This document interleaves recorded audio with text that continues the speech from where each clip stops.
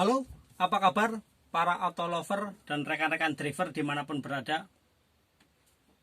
Salah satu hal yang kadang dilupakan atau dilalaikan ketika kita hendak menyalakan mesin mobil kita.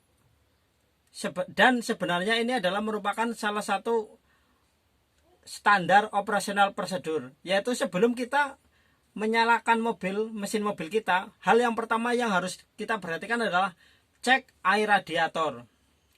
Terus yang kedua adalah cek oli mesin. Terus yang ketiga cek air aki. Baru setelah itu mobil di-on-kan, baru disetar.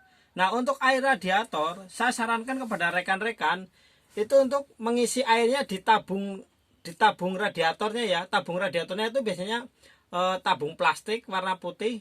Jangan pas ditutup radiatornya itu sebenarnya itu hal yang kelihatannya sepele, tapi kadang biasanya suka diabaikan oleh rekan-rekan. Jadi kalau ngisi air radiator saya sarankan di tabung radiatornya. Terus juga oli mesin ini standarnya itu normalnya itu biasanya diganti tiap 2500 km baru diganti. Nah, kalau misalkan kita cek olinya apakah setik oli biasanya ada huruf F yang berarti full dan juga yang di bawah L atau low. Nah, ketika oli mesin ini berada di tengah-tengah, saya sarankan rekan-rekan untuk menambahkannya. Dan ketika udah 2500 km sebaiknya diganti. Hal ini untuk menjaga agar mesin mobil kita tetap prima. Terus untuk air aki, kalau air aki itu ada indikatornya, itu akan lebih mudah. Biasanya kalau misalkan aki kita ada indikatornya, kalau misalkan masih warnanya hijau, itu berarti aki dan air aki masih dalam kondisi baik. Tetapi kalau sudah menunjukkan warna putih, berarti itu disarankan untuk menambah air aki. Dan kalau ketika indikator udah berwarna merah, berarti aki perlu dicas.